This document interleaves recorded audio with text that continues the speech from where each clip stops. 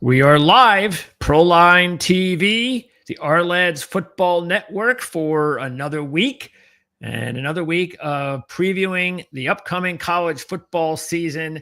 And on today's show, we're going to talk about Georgia Tech, the ACC, and the Georgia Tech Yellow Jackets are definitely a team on the rise. That's the reason why I wanted to have this conversation with Najeh Wilkins, who is the recruiting analyst for all Yellow Jackets. That's of the Sports Illustrated Network. He also has a podcast called the Sizzling News Podcast. So, Najeh, thanks for doing this. Good to talk to you about Georgia Tech football.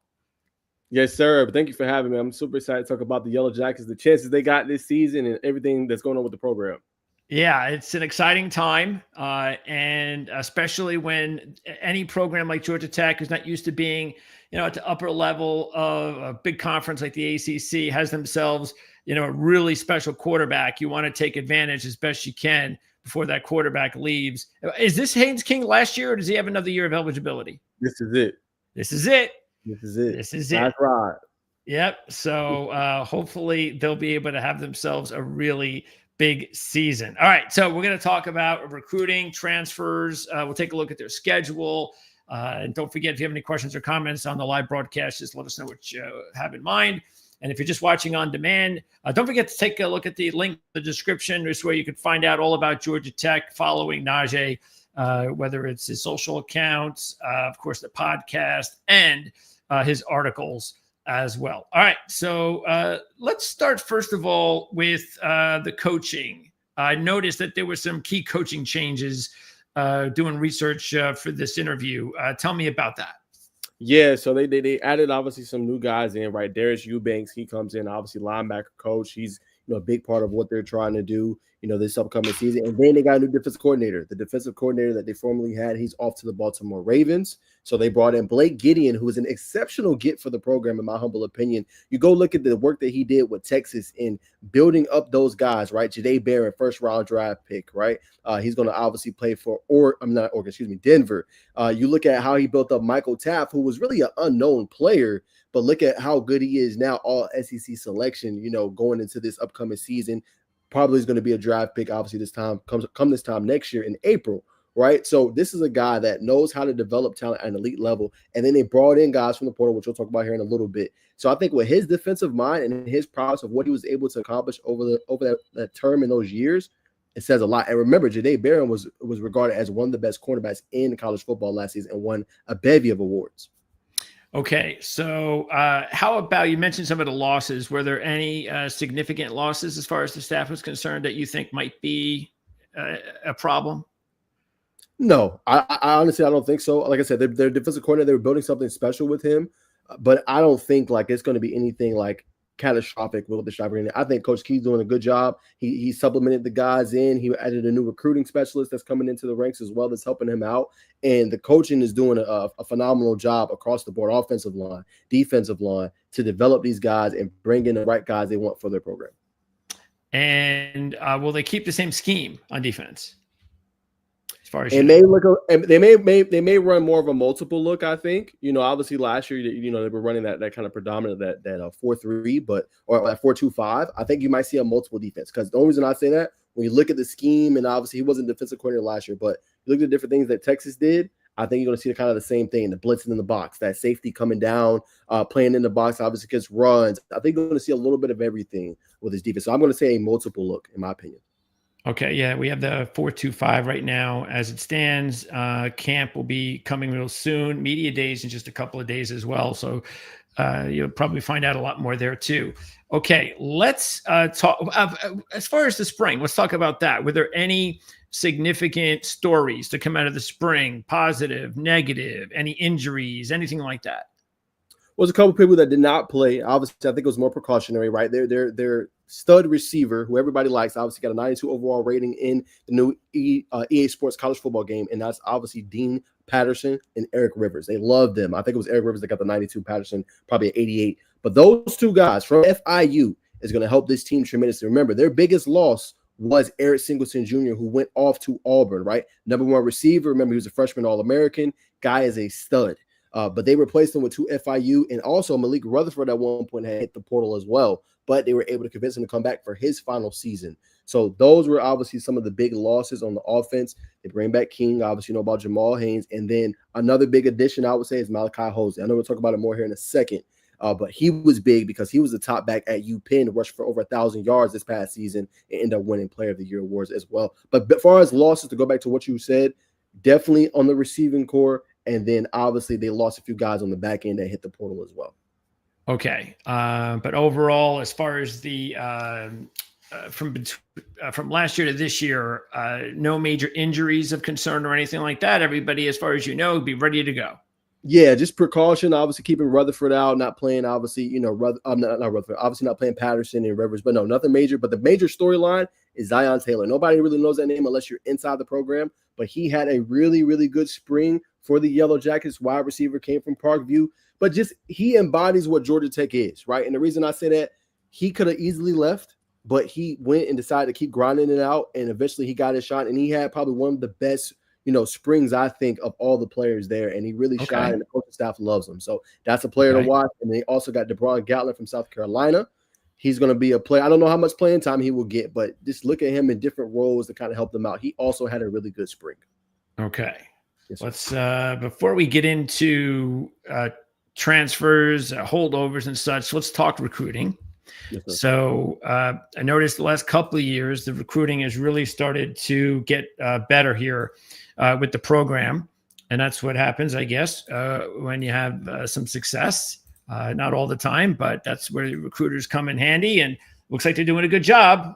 The class here at Rivals is 23rd with 7. This is 25 class with 7 4-stars. That's pretty significant for the program. 3 offensive linemen, 2 defensive linemen, and 2 DBs within that 4-star mix, and also a pretty high 3-star quarterback in Grady Adamson. So talk about the 2025 class and who might be able to contribute as early as this season. I don't want to say historic and obviously embellish a little bit, but that was a significant class for Georgia Tech, right? And to go through it a little bit, because I covered it, it was massive, right? When they flipped Tay Harris from Clemson to come to Tech, that was one of the biggest ones. I had all eyes on that. I ended up breaking that story. You know, he is going to be a difference maker year one, I think, for them. Now, we'll see how the first couple of games go, because you know how it goes, obviously, Greg. Like, first couple of games, you might not play a lot, but that's a guy, I think, towards the end of the season, whoa, this kid is good. And he just squatted 500 pounds already as a freshman. Yes, already doing big things. And then Dalen Pinson was massive out of Sandy Creek. He just squatted 425. Obviously, he was a big guy. They had to fend off USC to land him, Greg. USC was pushing him really hard, but they kept him obviously here. And then one of the bigger flips as well was Peyton Joseph, committed to Florida State. They was able to flip him towards the end of that cycle along with a Tay Harris. So you get 2 blue chip guys on your offensive line. And Josh Petty from Fellowship Christian, he was not the biggest guy, but he's going to mold into a star, I think, on the offensive line. You know, offensive line, it takes time. You got to develop them, different nuances and things like that. But that guy was a 5-star prospect coming out. That was a big get for them not to allow him to go to Florida State and other big ACC programs as well. So he's going to be big. And then Christian Garrett, last one. He was committed to Georgia for the longest time. Georgia ended up flipping one of their safety guys, and Rashawn Dinkins. They ended up flipping, obviously, Georgia Tech did, him from Georgia to come to the Flats. So when you're getting those in-state wins, that is massive. Oh, yeah. Obviously, Georgia's a top class, but when you're able to do that, that helps. So my 2, I would say, is definitely Tay Harris. I say definitely Dalen Pinson as key contributors early, you know, that can definitely help out. And I want to see what Derry Norris is able to do year one. And the last one no one knows about, this is an underrated one, Andre Fuller. He had a pressure. He had 2 pressures in the spring game. Nobody knows that name. Comes from Grayson. Just won a state championship. That is a name to know on the defensive line. He could make a big impact year one. All right. So Fuller, where is he? He's down here, 3-star. Where's Fuller? Yes, sir. Where did I miss him? Oh, there he is. Okay. So he's up here. Andre Fuller out of Georgia. And so he's a high 3. He's actually the highest 3-star on the team I could see. Yes. And then you're telling me that the top guys that you think could definitely contribute, well, obviously you're all bent out of shape with Ty Harris, so that's great to hear. So you think he could are you looking at a player who could actually start day one? I don't know about start day one. Okay. It's tough with Coach Peoples and Coach Jones. Maybe not start day one, but he will get playing time. Similar to, I don't know if you remember, Greg, you remember KJ Bolden. He didn't really start, but he got significant playing time that first game against Clemson. I see that for Tate starting. And then maybe down the line, because they got Clayton Powell-Lee and they got Omar Daniels. That's going to be hard to start Okay. over. Yes, sir. And then also Penson, the other defensive back from Georgia, who looks like he's their highest rated 4-star here, or one of their highest rated. So you have him up there as well as someone who can contribute. So Harris and Penson, Fuller's the underrated one. Did you say someone else also in that mix that I didn't get? I want to see what Derry Norris was a big get for them. So I know we're going to talk about Derry Norris. He's from Spruce Creek. They just got his teammate as well, Freddie Wilson, in 26th class. I want to see what he's able to do if he can contribute early. He also had a pretty productive spring as well. All right, there you go. So that's the recruiting. Let's now pop on the RLED's depth chart. And I also want you to let me know as we go through this, if you notice whether or not some of these players should be, starters, backups, whatever, because we're not going to be perfect on these depth charts, especially in college with all these players and transfers and everything going on. So we definitely appreciate your help if you see something that sticks out. Okay, so let's start on offense. And you mentioned those two receivers from FIU, and there's Eric Rivers. You mentioned, of course, Rutherford, who was such a big part of their offense, as you know, the last couple of years with Singleton. It was so kind of cool to see those kids play. And I know they're not the biggest guys, but, they're really exciting to watch. So you're so dead on that they needed to keep Rutherford after losing Singleton. So it was really nice that they were able to do that.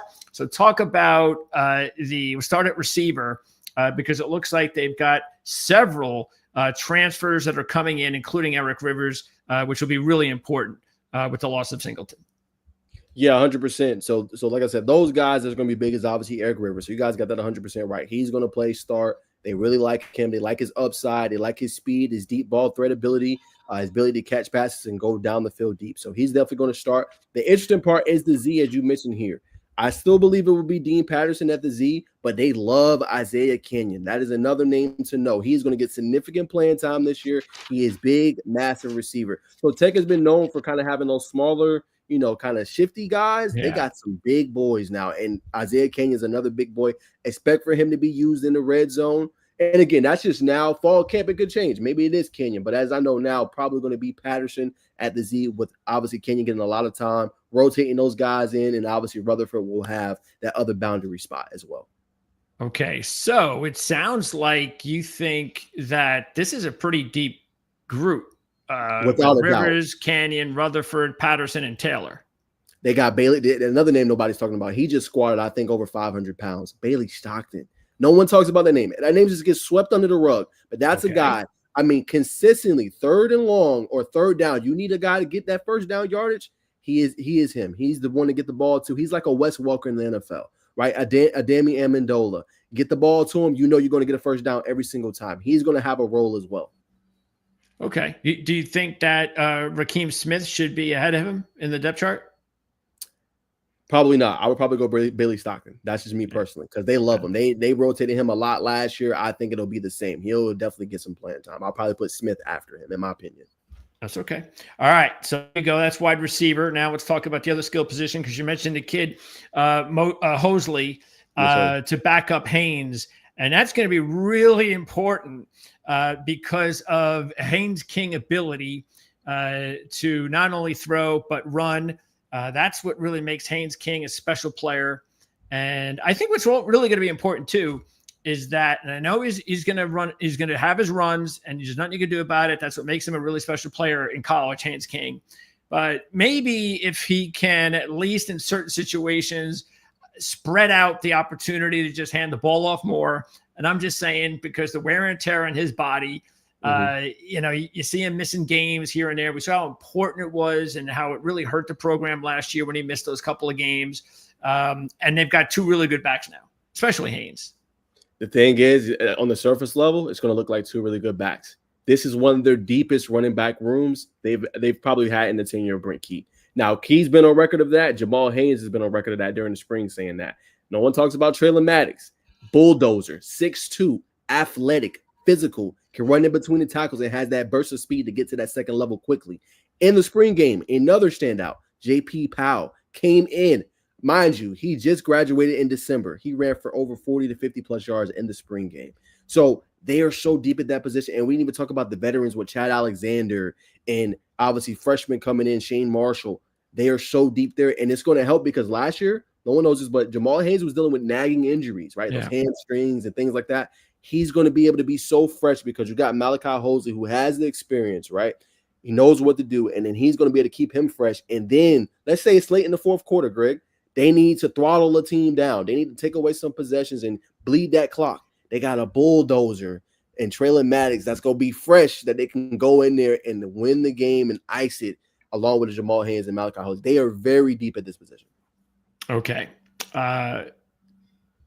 Haynes, King, and that quarterback spot. Tell me, first of all, with King, what is it that you would want to see? Do you think they want to see? Maybe he even wants to see him do a little bit better in order to put it all together in his final season?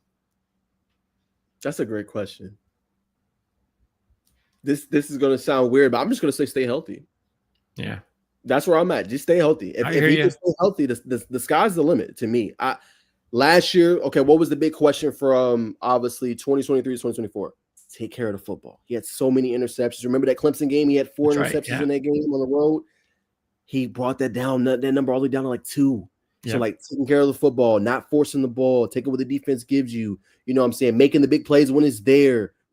And then when he was healthy, they were 5-2. You know what I'm saying? They were a formidable team. So I think for King, it's just staying healthy.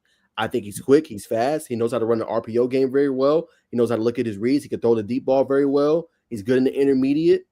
I think for King is just at this point in his career, it is just staying healthy. He got all the reps. He has the experience. He knows what to do. I think it's just staying healthy. Okay. How's the rest of the room look? Because it's very young, which is good. So when Kings leaves, how do you think? Well, first off, how do you think this room might look? They look like they're set as far as we know who their number one guy off the bench will be, but hopefully we won't see any of these guys this year very much. But what do you think about this group of young quarterbacks and exactly how you think it might look in the next couple of years?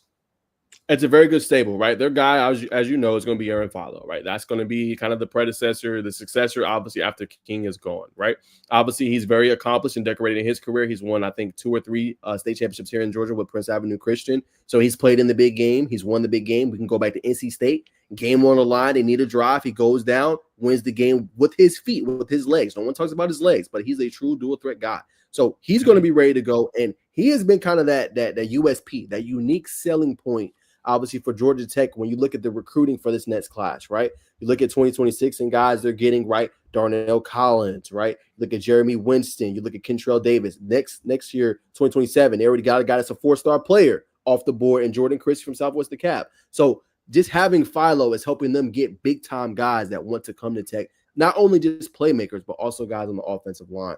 Then you look at Graham Knowles, massive 6'6", 6'7", obviously big, strong arm, just putting it together. It's just such a deep room, you know, obviously King, Philo, and then Adamson. They love Adamson, right? He has a bright future as well. It's just, can they stay patient enough before their opportunity comes, right? Because you got NIL coming around, right? You got revenue share, and people are going to be looking at quarterbacks. And it's like, how long do you want to stay patient enough? And with Philo, obviously, he's a redshirt freshman. He has time, right? So it could be a year or 2 before Knowles or even Adamson maybe touches the field. Sure. Are they okay with that, or they want to play early? That's kind of the biggest question. That's why it's good. You just keep loading that up as best you can, because they're going to leave. Someone's going to leave. Exactly. So you just got to keep making sure you've got at least 2. You have 2. Yes. I think that's the best you can hope for nowadays in big-time college football. And you can't get greedy with 3. Okay. No. So what about, by the way, do they have anything at the tight end spot?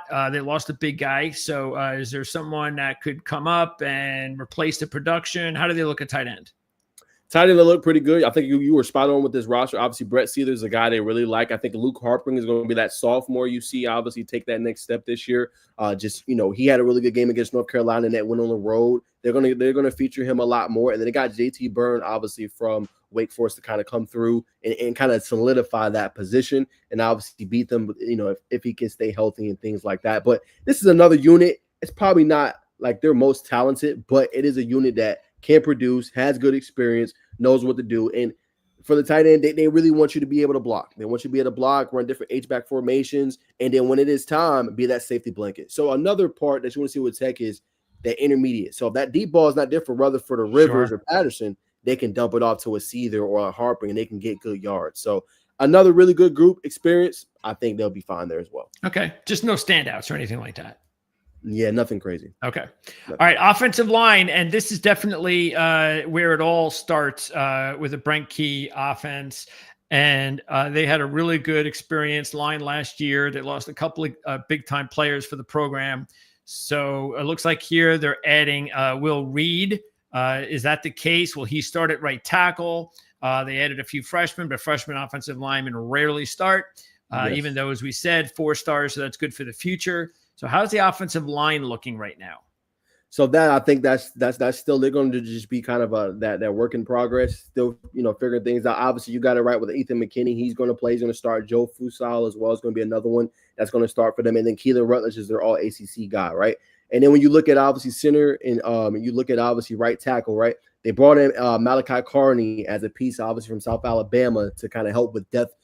Obviously there, right? They brought in Andrew Rosinski from North Carolina, formerly of Creekview here in Georgia, to kind of help with that depth as well. So I think it's a position they feel good about. They've been rotating in, obviously, the freshman we just talked about with, what is his name? I'm using Peyton Joseph. They like what they see from him, the young guy. But as you said, I think they're going to go veteran to start, but you could see kind of like that Petty as he continues to grow and flourish. Riggs, who obviously comes over and he's ready to go. Probably see them get more playing time, obviously, especially, if you see any struggles. But for the most part, it's pretty solidified as how you have it. But don't be surprised if you see maybe some of them freshmen start later on in the year as they continue to develop. Okay. Is that competition? Is there going to be a camp competition for any of those spots, including right tackle? Or do you think the 5 are pretty set? I think the 4 are set. I think that right tackle position is going to be one to watch. Okay. For me, obviously Reed comes over. He's going to establish, obviously, Malachi Carney, like I said, from South Alabama, and then Peyton Joseph, that freshman that we were talking. I think that is going to be a competition, in my humble opinion. But I think everything else they feel pretty good about. All right. Let's take a look at the defense, because the defense is definitely going to have to keep heading in the right direction. It looks like they're going to have the ability to score. So the question, though, is when they play the big-time teams, can they hold up defensively?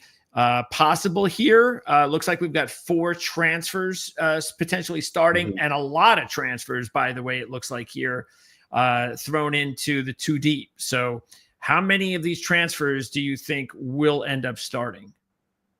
Yeah, great question. I think you'll probably see Matthew Alexander. You guys hit that nail on the head there. I think he will probably start for you. I feel like that left defensive end and obviously right defensive end, I think that's still kind of, up in the air, in my opinion. Obviously, I'm going to go to fall camp and get a better, feel for that, obviously, to see where that's at. But they like Braden Manley, right? Like I said, he had a really productive spring. He was creating pressure. SoCon Defensive Player of the Year, obviously, last year. FCS All-American. The guy can play.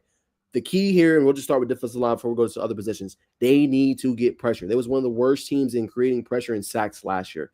They need somebody to come in there. Besides Jordan Vandenberg, he's the star on the defense, if you didn't know. That is the star, obviously, for them on the interior. But they need more pressure, whether that's A.J. Hoffler from Clemson, or that's Ronald Triplett coming over for UTSA, or that's Matthew Alexander coming over from, obviously, UCF. They need pressure from that position, which is why they went out and got Akilo Stone, formerly of Georgia Tech. Obviously went to Ole Miss, played really well, was the 3rd highest graded player on their defense last year per PFF. So it's just who's going to step up. Will it be a true freshman like we mentioned earlier with Andre Fuller? Will it be obviously Braden Manley? Who's going to create pressure and help out that defense and that secondary that's really deep as well?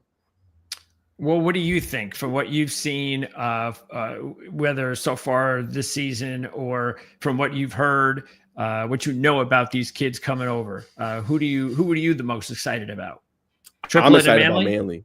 Manley. Yeah, I'm excited about Triplett and Manley. I want to see what they're going to be able to do, obviously in this defense, being able to contribute early and often. So those are the ones I'm excited about. Also, I would say Christian Garrett. I want to see what he can do as a true freshman. Obviously, talk about him being a blue chip prospect in 25 class.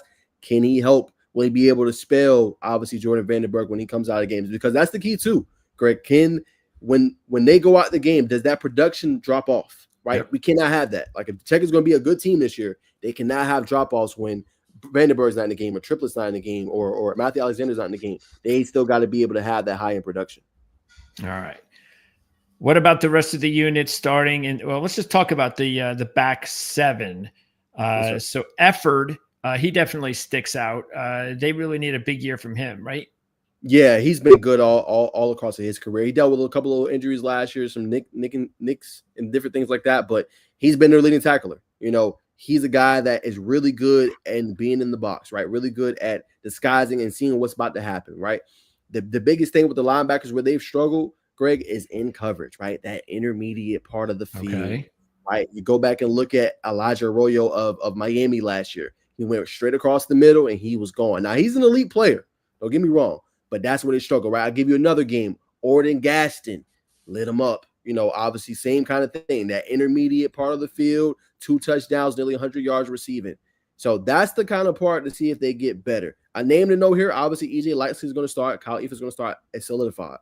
Can Taj Butler, can he come in as a sophomore, which a lot of people on the team are high on? Can he be a significant contributor, right? Can you use him in the third downs and distances to help out your linebackers when you're running the 4-2-5, right? Can he come down and blitz and create pressure on the quarterback to not allow him to read what's going on? That is the kind of name to know to see if he can come and help them out. Okay, so Butler out of the linebackers, obviously we know about Effort, but Butler's the one that could really help them if he can take that next step. 100%. Okay. 100%. And what about those? They got a couple of transfers there. What about Jordan and Spalding?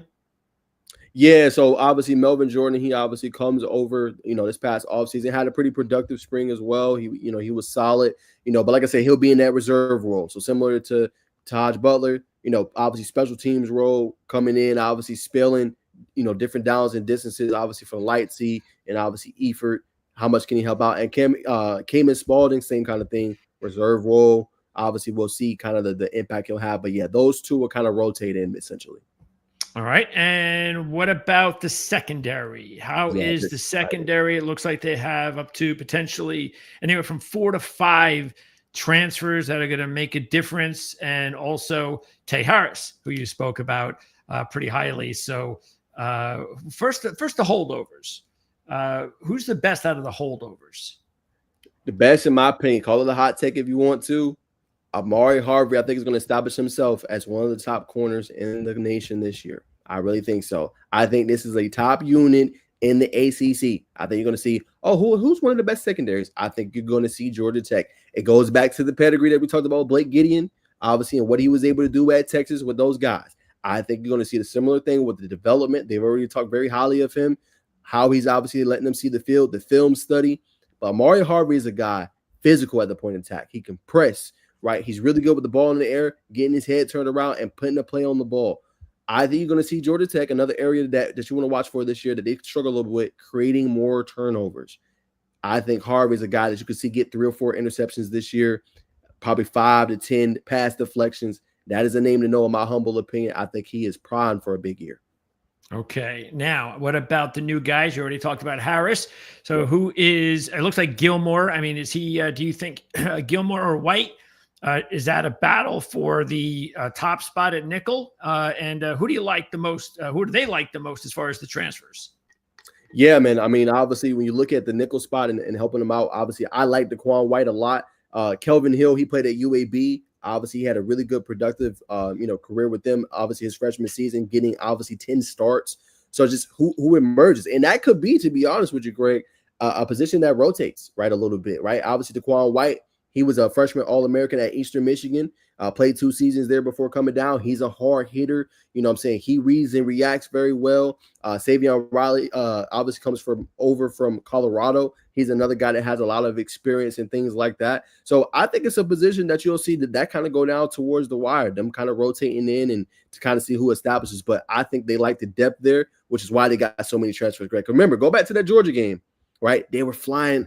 They was going out like flies, basically. Like they just did not have enough there, and everybody was injured. This year, they go get guys out of the portal. They get guys that freshmen that can play early, and Tay Harris, Dalen Pinson, that can really help out and solidify this position a lot, in my humble opinion. So those will be the names to know for me. And then I also got to give love to Zachary Tobey and Rodney Shelley. They've been in the program for a long time. They're ready for their moments. I think they will be also massive this year as well. Okay, Gilmore. Do you think he should be penciled in as the starter right now, or is it an open competition? I think it's open. In my opinion, Okay. I think it's open. And that's between what? Gilmore, White, and Hill, you think those three? I think so. Okay. And who do you like the most out of the three? Oh, good question. I really like Daquan White. I mean, Kelvin Hill is great too, but I really like Daquan White with his experience. Comes from a high school that was really good, that trains you well. Different kind of mentality at Creekside. Obviously, the team that's been knocking on the door for a state championship. Yeah, I mean, it's gonna be. It's obviously Gilmore has an inside track, but I think Okay. it's gonna be. Where does Gilmore come from? Gilmore comes from Penn State. Penn State. Okay. Yep. All right. So, by the way, how's the special teams looking? Because I know the special teams was a problem. Ooh, man, they love this kid. They got a UNLV, that punter, Marshall Nichols. They have said on record they believe he is going to be a weapon. I mean, how many times do you hear that about your punter? So they really like that kid. Obviously, comes back from back home. Obviously, he played here. His high school ball here, obviously in Georgia, but he comes back. They really like him. So then that would be a position that helps them out a lot. And then it's just, I think it's just Aiden Burr taking that next step, being able to consistently hit those 45, 50-yard, field goals and beyond. Because he was a little inconsistent last year. Some games they won, like he was great. There was other games he wasn't the best, So obviously getting that position together, and then it's going to be those guys we mentioned, right? The Kelvin Hills, the Savion Rileys, right? Obviously Daquan White. The coverage is massive, right? Can you make a team start inside that 20-yard line? Can you not allow them to get good field position so your defense isn't put in a bad spot? They struggled with that part last year a little bit too. So I'm curious to see who they're going to start as their 11, obviously on special teams, because that's going to be massive to watch as well in terms of field position and different things like that. Yeah, I'm actually a little bit surprised that because and look, it's not like Key's been here for 10 years or anything like that, but when you build a team the way Key is, you really, if you want to be the type of team that he wants to have, you really have to have a good special teams. And yes. That's something that they haven't had. So they haven't, by the way, do they have a new special teams coach or is it the same guy? No, he left. It was Ricky Brumfield. They had got an interim. He obviously got an extension, but he ended up having to leave the team. Some things. Well, that's good, isn't it? I mean, they didn't have a good special teams last year, did they? No, it wasn't. It wasn't too hot. It was okay. It wasn't too hot though. No, yeah. It wasn't too hot. So sometimes it was like, addition by subtraction, right? Yes. Okay. But the new coach will be Tim Salem. Okay. Special teams, Tim Salem. Yes, all right. Sir. Now, let's talk about this year because it's coming soon. We're already just a month or so away from the beginning of the season. And week 1 will be a very interesting opponent as they will be taking on Colorado, Dion. And, of course, they're going through a ton of changes as well. Let's take a look at, first of all, let's just talk about that matchup. What do you think about that matchup? Let's see if I can get the schedule here. They are, I believe, let me make sure what we have here. I believe they are a 3.5-point favorite. Is that a neutral site game? No, it's in Colorado and Boulder. Oh, okay. So it just shows you the respect that Georgia Tech is getting right now, is that they are the favorite on the road against a team that had a really good season last year. But I said a lot of different changes going on with Colorado, and Georgia Tech brings back a team that is considered what right now? I mean, they put together their rankings, the ACC rankings preseason, or do they unveil that in a couple of days? I think that'll be unveiled in a couple of days because they got media members filling out predicted orders to finish. So I think that'll be coming out in the next couple of days. But the consensus from a lot of media members is Clemson, obviously Miami, Louisville, and then I think they put Georgia Tech at that fourth, fifth spot. All right, with SMU probably in there too, right? Yep. Okay. Yes, okay, so here you go. Anyway, what do you think about the first game? Let's start there. I mean, I'm not going to go for every game, but what do you think about the matchup?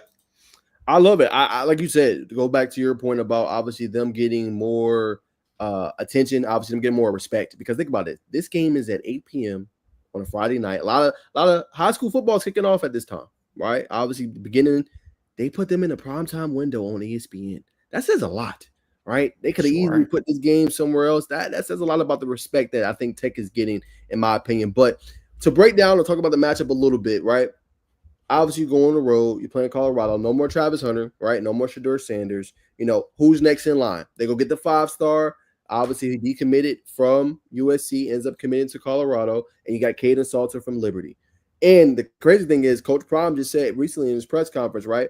It's still kind of up in the air. So who emerges, right? Who will that guy be? Everybody's been penciling in Caden Salter, but it's an open competition. He's a good quarterback, though. He is a good quarterback for sure. So, kind of who will start for them, and then how do they replace their weapons, right? No Travis, right? I think Will Shepard is gone as well. No LaJohntay Wester. So, who's going to be your next playmakers? And then they lost some guys in the portal on the defensive side of the ball as well.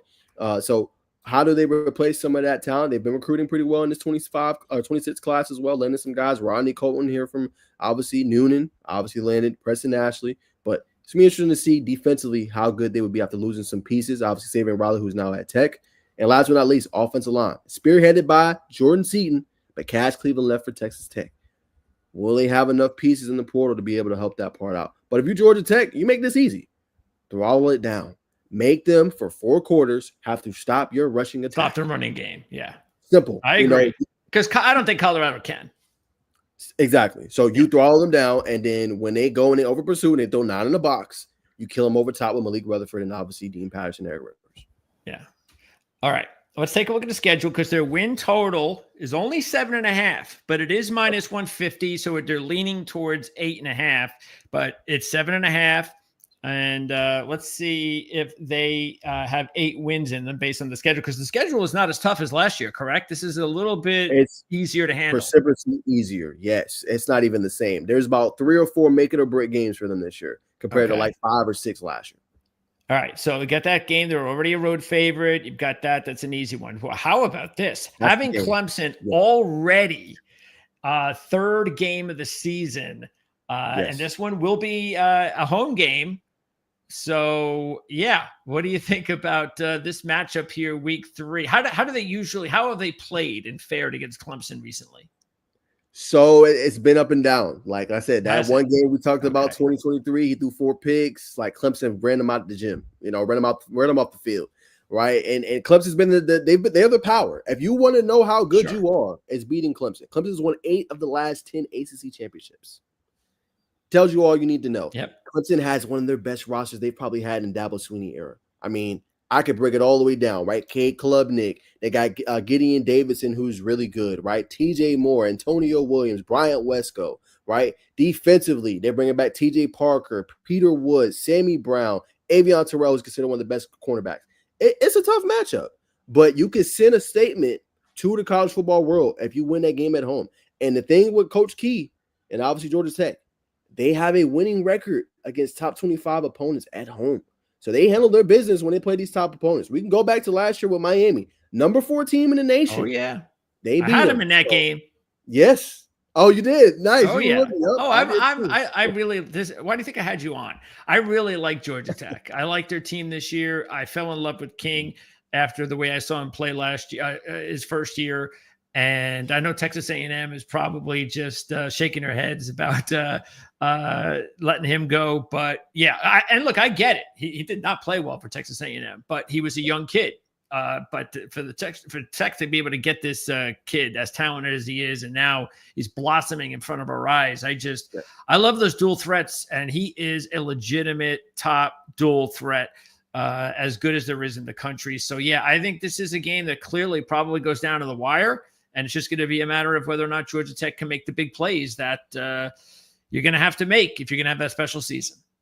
Exactly. And speaking of special season, last note on this, if you win that game, think about what that does for your morale, your confidence. Oh, sure. Hey, we can especially actually with the schedule. Yeah, exactly. Because there ain't too many more after that point that you're really like, oh my gosh, that's the game where you can solidify yourself as, hey, yeah, we're coming for the ACC crown. So even if they were to lose to Clemson, so they would be at least 3-1 with Temple, Wake Forest. You can't lose that game. You can't lose to Virginia Tech at home. Then you're talking about 5-1. Duke is a tough one. So even if you lose that, you're 5-2. You have to beat Syracuse at home. That's 6-2. I think you have to win both of these games. But let's just say for some reason they split, and they're 7-3. Yep. Then these are the last 2 games. that you have to beat Pitt to go 8-3. So right there, you're already over now where you need to be in case you lose this Georgia game. And I gave him a couple of losses that honestly, if you're going to have that special season, you can't have. You're going to have to win a lot of those games. And so I think, look, do you want to give up -150? No, but I think it is worth it to go over whatever the next number is. If it's 8.5 and you're getting a better number, to look at that. But I think there are. I'd be very, very surprised if they don't win at least 8 games. I'm very surprised. I'm going to go and one up you. I'm going to say 9-10. I do. I think they can. I think they can beat those teams. I think the market games. Yep, Georgia. Hey, that is your kryptonite. They've won the last. Yeah, because you'd want to win one of those 2 big ones. You got Georgia, Clemson. You can't go 0-2 against them. You have to win one of those 2 to have taken that next step. And I could see them doing that. So yeah, exactly. I agree. You do that, you're good. And I think the only team that'll be that a lot of people are sleeping on is Syracuse. That's going to probably be a tough game at home. Out of all these games here, out of all these middle of the road ACC games they're playing, that's the one that you think that's the team to watch. That's the team to watch. Syracuse. Any particular reason? They got a great head coach. They bring back some of their production on the defensive side of the ball. They're just going to fly under the radar like they did last year. But Syracuse is going to always be well coached. They can just make that game low scoring, and it comes down towards the end, and you need a play to make, and they can make a defensive stop. Well, they're going to have a big. I would guess I haven't looked at their quarterback situation, but you got to have a big drop off without McCord now. So for sure, it's going to be Ricky Collins. And where did he come from? I think he was underneath obviously McCord. So he's just he transferred. Okay. Yep. All right. So there you go. Najeh believes Syracuse might be a nice little ACC sleeper, middle of the road sleeper. Not like Georgia Tech. Georgia Tech is a ACC title sleeper, and they are 12-1 to win the ACC. So they are considered the 5th out of the 5 teams there in the ACC odds wise. Okay. And I also looked up the Heisman. So just in case, let's say Haynes King has a monster game against Clemson, then he will be on the watch list there, the short list, because he's 90-1 to win the Heisman. So for long shots that probably aren't going to win it, I think he's as good as a long shot as you're going to get. So he's got the games out there. You just got to take care of business against the teams that you're playing. You do have 2 big marquee games that we just talked about. So, hey, screw splitting them. Why don't you beat them both? And there you go. Beat them both. Win the Heisman. Get to the ACC championship game. And if they get to the ACC championship game, who do you think they would play? If it's not Clemson, who do you think would be, if they don't have a rematch, who do you think is the more than likely? Is it going to be do you think it's really just going to definitely be down to those 4 or 5 teams, including what we talked about, Miami, SMU, Louisville? Yeah, I mean, I think so. Obviously, like I said, middle of the pack kind of sleeper is Syracuse. I just don't see the other teams having enough. I mean, the team I might throw out as a wild card is Pittsburgh. Got a young quarterback, Eli Holstein. That's true. He played well last for the injury. They were 7-0. They were 7-0 at one point. You're right. Really good defense. They're kind of sleeping on them a lot. That could be a team that can make some noise yet again. Yep, that's not a bad one either. Okay, so there you go. Once again, I didn't look at the national championship odds. I don't want to go that far. Okay, I think I went far enough with the Heisman talk. But Najeh, great job. Thank you very much for educating us here on Georgia Tech. And I look forward to, hopefully, if they have this sort of big season that we think they might, then I look forward to getting the opportunity to talk to you before these games. Maybe if they start off 2-0, we could talk about the Clemson game. That would be nice. I love it. I love to break short, that down. Condensed interview the week of the big game against Clemson. Let's do it. Nice. And you've got this podcast. How often do you do it? Me, I do it every Monday. We do obviously football. We talk college football. We talk high school football, a little bit of NIL, different things like that, film breakdowns. And then we do Thursday at 8 p.m. Monday's usually about 6:30. Okay. And that same thing during the season? Yes, sir. Same thing during the season. And then also as an iteration, we're gonna have a college football recap show every Saturday after the games are over. We'll probably try to do after the 8 o'clock game. I don't know, Greg, if I'm gonna be able to stay up after the I West know Coast it. game to I do know it. it. But I definitely would do after the 8 p.m. and just do an hour recap of all the college football action. Okay, well, that's good. The Clemson game is at 12, so you don't have to worry about that being 8 o'clock. Because if that was 8 o'clock, you'd have to stay up and do the show, especially if they won. Your fan base would not let you down if they couldn't tune in to check and find out where do you go? Come on, man, we just won the game. I'm all psyched up. I need to talk to someone. I need to hear from someone. So, yeah, anyway, it's 12 o'clock, so you got off the hook there. All right. Anyway, Najeh, I appreciate it. And again, I hope we get the opportunity to talk during the season. Yes, sir. Thank you so much, man. You got it.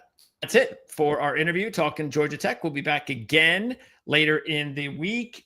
Tomorrow, we're talking Iowa State. Matter of fact, let me peek my schedule because I think that's the only other college football one we have lined up this week. But we're going to be loaded with college football interviews. We already did out of the ACC. We've already, we've talked about Duke. I know Notre Dame's not an ACC team except for college basketball, but we did talk about Notre Dame. So that's also available on the channel. Just check out both here at Proline TV and the R-Lads YouTube channel. We've got the R-Lads channel as a link in the description right here of this video. You can check that out. If you're big in the NFL draft, which is an important deal over at R-Lads, the scouting service, check out the draft review guide that's available. Once again, check out the link in the description. And we're also lining up some post-game shows that we're going to be talking about this year in college and the NFL. We're going to unveil which teams we're going to talk about real soon, but we're going to be doing that right here at Proline TV and the R-Lads Football Network. So make sure to subscribe to the channel because we have a lot going on here. Our NFL interviews this week. Do we have any this week? NFL, yeah, Jacksonville tomorrow. And that looks like it for this week. Oh, Tennessee. So we have Jacksonville and Tennessee. We're doing AFC South over the next couple of days. So looking forward to any of those interviews, including, of course, the one we just did. First time I've ever spoken to a Georgia Tech analyst of any kind. And that just shows you the era we're in now in college football. There's a lot of excitement going on with programs that we don't usually talk about. Thank the transfer portal for that. I know there's a lot of crazy stuff about the portal. There's a lot of negative stuff about the portal. But there's a lot positive about the portal, and this is one of them, that a player of Haynes King caliber can come here to Georgia Tech and put this team potentially on the map. And that's exactly what I'm not fooling around either when I'm saying I'm taking a look at their conference odds at 12-1. I'm taking a look at Haynes King at 90-1. I'm for real. Does that mean they're going to win the ACC? Does that mean Haynes King's going to win the Heisman? Probably not. But I do firmly believe that Georgia Tech is a legitimate ACC championship contender. There's not a doubt in my mind about that. I think they've made the strides they had to make last year. They lost some, games that they shouldn't have. That Georgia game was a real heartbreaker. I get it. I was there with you guys. It was just terrible to watch them lose that one. But you got to live and learn, and you got to grow. And I think for the most part, they've got enough of the guys coming back, including quarterback, running back, receiver, coach, the way they want to play football. They've got enough key transfers coming in. Have they lost players? Yes, but everybody loses players. So I think they've done a good enough job of restocking.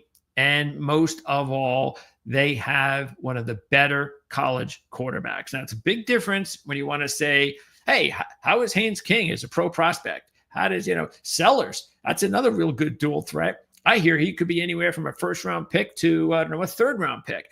Well, he's dual threat. Well, what about Haynes King? Well, yeah, but there are big differences between Sellers and King as a pro prospect. But as a college quarterback, I believe Haynes King I think he's right there. I really do with Sellers. The thing that he needs to do, as we spoke about more than anything, is stay healthy. You've got to be in these games. And if you miss a game, well, just miss that week 2 game against whoever powder puff you're playing. but do not miss any big games. You better be there against Clemson. You better be there against Georgia. You better be there against whoever you're going to play. That's going to be the big games this season, and make sure that you're going to do what you're going to do to put this team on your back and to potentially get them to the ACC championship game, which I believe they have a excellent chance of accomplishing. Oh, by the way, we are going to be talking about the Miami Hurricanes in the next week or two as well. Might be on next week's calendar. And I think that's a night interview. So you can check. It might even be a week from Wednesday. So we'll be talking about the Hurricanes. Clemson will come up sometime in August. So that's a lock. We'll talk about Clemson in August. And I think that's it with those top teams. So I think that because I think, and by the way, I do put Duke actually right next to Georgia Tech right outside of Georgia Tech, I should say, as a team that could be a lot better than people think. I love their quarterback, Mensa. I think Diaz is doing a tremendous job there with Duke. So that's why I gave them a loss, Georgia Tech, on the road against Duke. So I think that's going to be also a really tough team to keep an eye on. Anyway, we did that interview. So we'll be doing many more throughout college football and the NFL leading up to the start of the season. So thanks for tuning in here on ProLine TV, the Our Lads Football Network. And we'll see everybody